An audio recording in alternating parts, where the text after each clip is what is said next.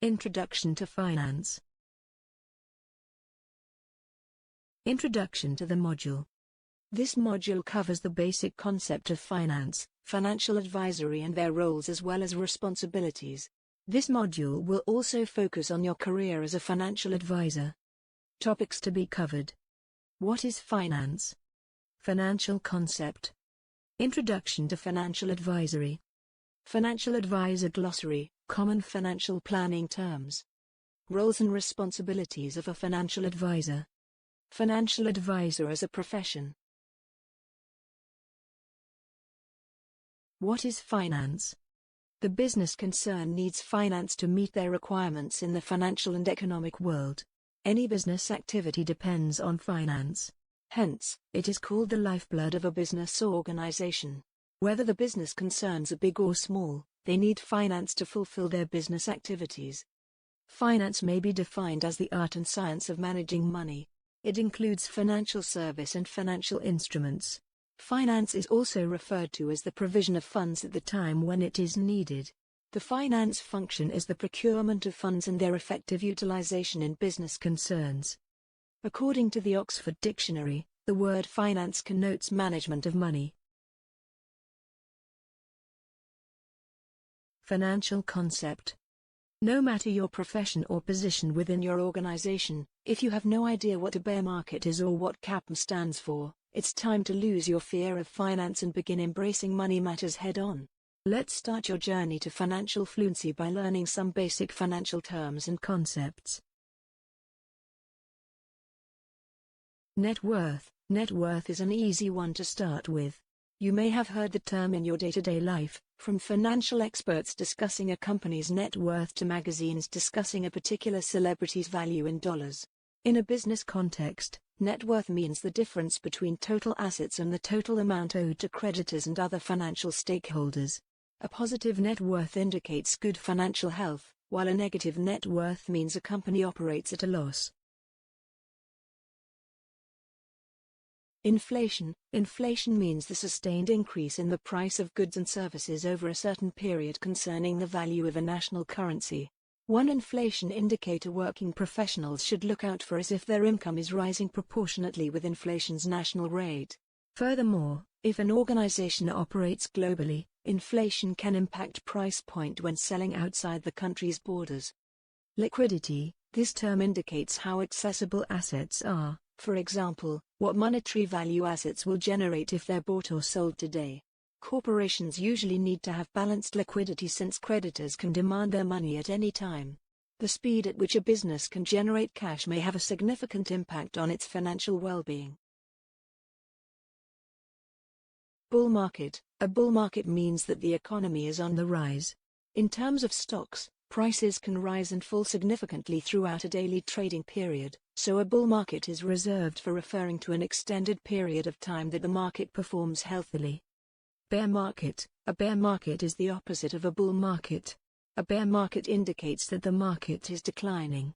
Typical indicators of the economy being in a low period include high unemployment and falling share prices for an extended period. The economy is in constant flux between bull and bear markets, so knowing the difference will help us stay on top of the ever-changing economic landscape. Risk tolerance. In general, risk tolerance is an indicator of how aggressive one is willing to be with their investments. Investors with high risk tolerance are typically willing to make investments for more money for a shorter period of time, for example, higher stakes investments. In contrast, those with low risk tolerances tend to make long-term investments for smaller amounts of money, for example, lower stakes investments. Asset allocation and diversification. Both of these terms are vital aspects of most people's investment strategies. While you may have heard them tossed around, do you know what they mean? Determining the portfolio's asset allocation means deciding on the volume and type of assets with the best risk-return balance according to risk tolerance and overall investment objectives. Closely related to asset allocation, in layman's terms, diversifying a portfolio means investing in a wider variety of types of assets rather than putting all investment eggs in one single basket. Common risk management strategy. It's widely believed that a more diverse portfolio is less risky and will yield more significant returns over the long term. Simple interest. Of the various kinds of interest you may encounter in the world of corporate finance and accounting, simple interest is, quite fittingly, the most straightforward. It's essential to read through the terms of a financial agreement to know what kind of interest you'll be accruing, as the amount you'll need to pay back or potentially earn can differ significantly. Simple interest is a small percentage of a loan or deposit's principal balance, charged or paid out regularly, monthly, yearly, etc., by a creditor or financial institution. Compound interest. This term is slightly more complicated than its simple counterpart, but don't fret. Suppose you're being charged or paid compound interest. In that case, the amount you pay or receive regularly will be the interest rate on the principal balance or deposit, compounded with previously accrued interest. Being fluent with different interests is of crucial importance before entering into any financial agreement. Capital Asset Pricing Model, CAPM. The CAPM is one of the most common terminologies and models used in corporate finance and allows businesses to price investments based on the expected return rate. Especially when it comes to risky securities, CAPM is an invaluable tool to help corporate finance professionals evaluate which investments are best suited to their organization's overall goals. Introduction to Financial Advisory. A financial advisor is a finance professional who provides consulting and advice about an individual's or entity's finances. Financial advisors can help individuals and companies reach their financial goals sooner by providing their clients with strategies and ways to create more wealth, reduce costs, or eliminate debts. A financial advisor also guides their clients in choosing the best insurance, mortgages, investments, retirement plans, estate planning, budgets, savings, stocks, bonds, education expenses, retirement funds, tax advice, financial management, etc. To give financial advice, advisors must have professional qualifications and follow strict financial industry rules. Financial Advisor Glossary, Common Financial Planning Terms. Accountant. A professional who keeps track of accounts for both companies and people. Accountants are used by businesses to provide financial record keeping, tax preparation, and payroll administration. Individuals often use accountants to prepare their tax returns. Advisor. A professional who is qualified to give you advice.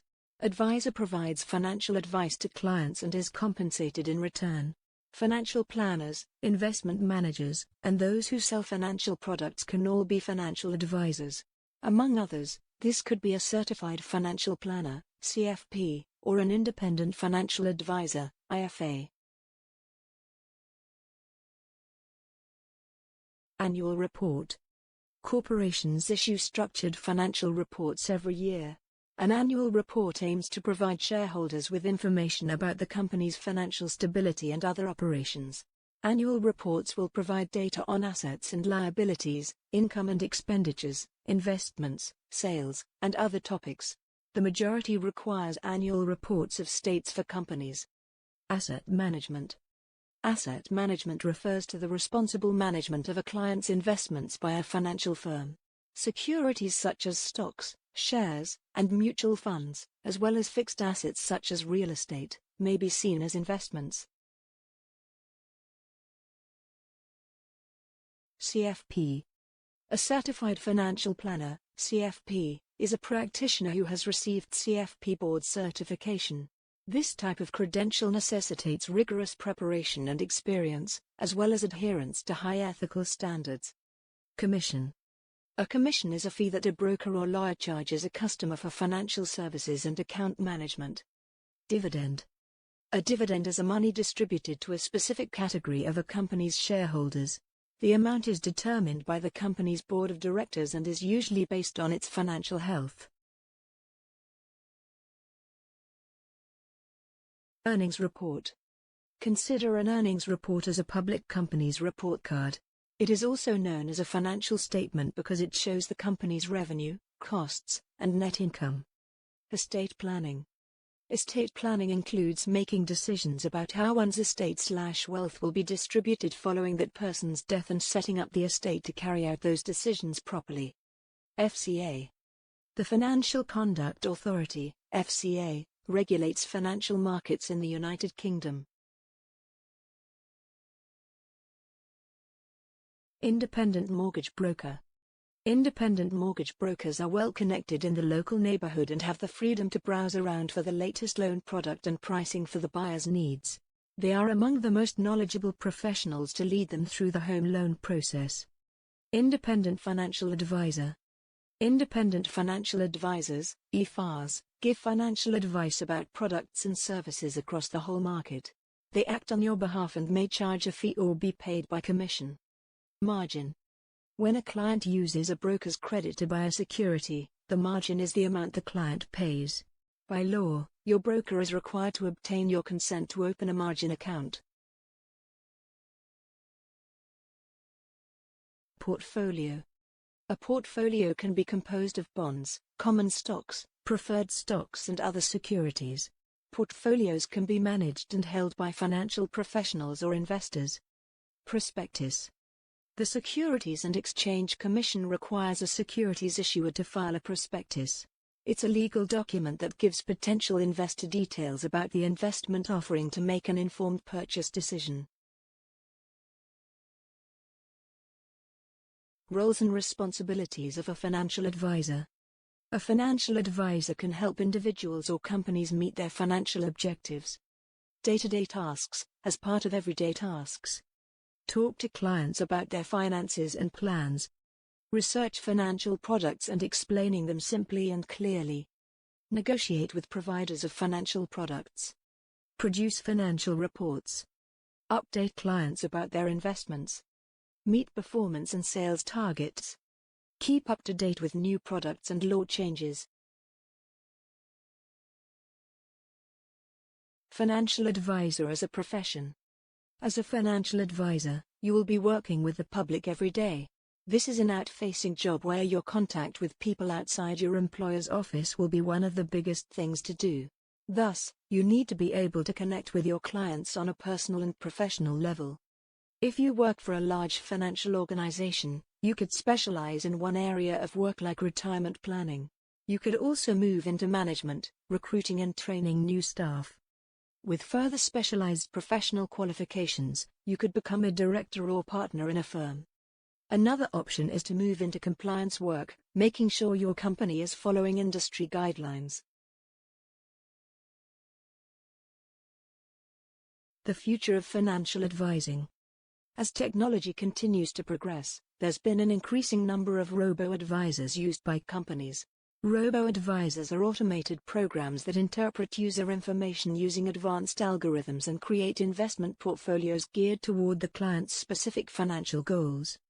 Such programs automate the process of collecting and interpreting information, meaning that they can complete the job of a financial advisor in a fraction of the time and at a fraction of the cost. Robo-advisors can constitute a real threat to financial advisors if technology continues to progress and algorithms become increasingly accurate. Nonetheless, there is a great deal of concern over how trustworthy robo-advisors can be. Many individuals would still like to know that their money is being managed by a real person to communicate with, rather than by a computer. However, in a world where financial advisors and investment managers seldom beat market indices, it is becoming less concerning. Summary. In this module, we have covered the following. Finance is called the lifeblood of a business organization. To give financial advice, advisors must have professional qualifications and follow strict financial industry rules. Financial advisor is a finance professional who provides consulting and advice about an individual's or entity's finances. A financial professional with further specialized professional qualifications could become a director or partner in a firm. Many individuals would still like to know that their money is being managed by a real person to communicate with rather than by a computer.